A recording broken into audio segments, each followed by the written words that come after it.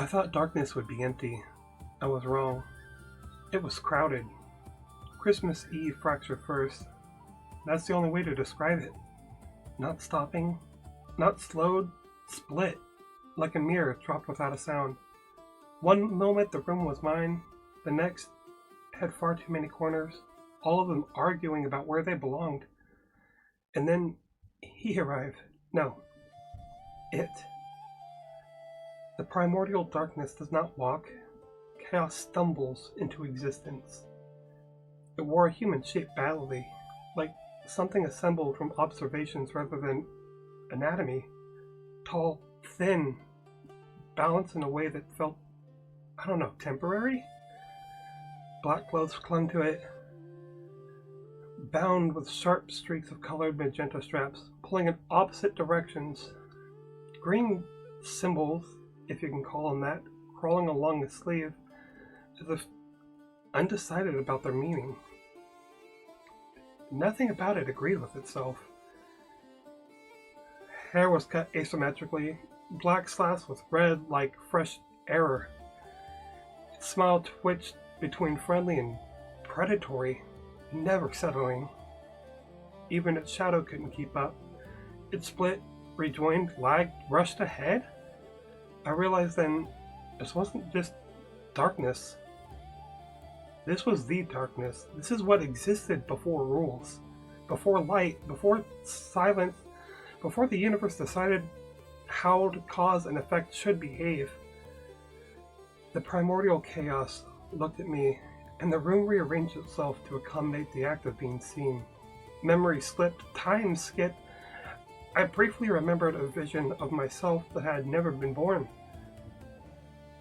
Oh. It said, several voices overlapping, contradicting each other. You can see me clearly? That's inconvenient. I should have screamed. Instead, I laughed once, sharp and accidental. But nothing made sense anymore, and my brain gave up on trying to organize it.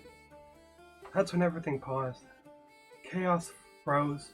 Not fully, just enough to notice itself. Its head snapped towards me, movements out of sequence. Interest flared, the air thinned, then reversed direction entirely.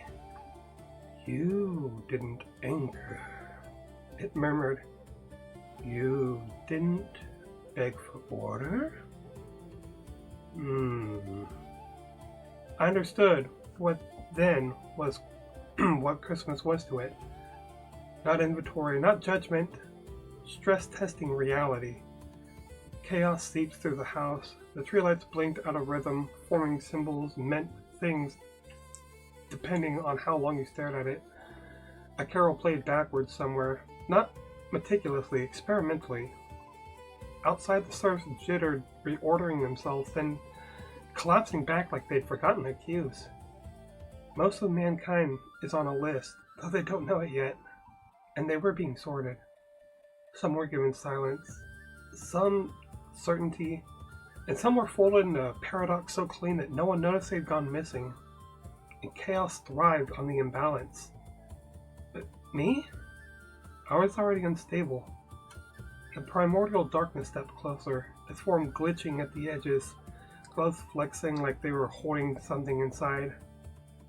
You don't want the darkness to explain itself, it said. You don't want the noise to stop. It leaned in, eyes reflecting too many possible skies. You accept contradiction. And that's why I lived.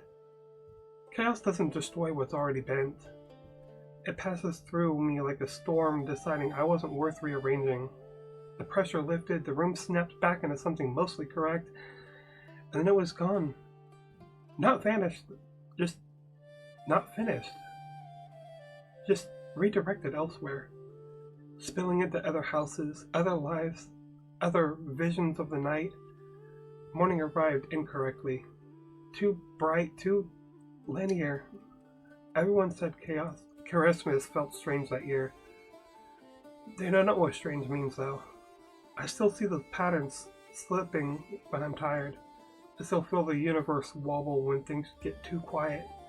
And sometimes I catch myself smiling at disorder, at flickering lights, at the moments when nothing quite works out the way you like. Because I now know the darkness is not empty, chaos isn't even cruel, and I wasn't spared because I was good. I was spared because I was already a little broken, in just the right way. And next Christmas, if reality cracks again, I don't I don't know whether I'll hide or if I'll finally belong on that list.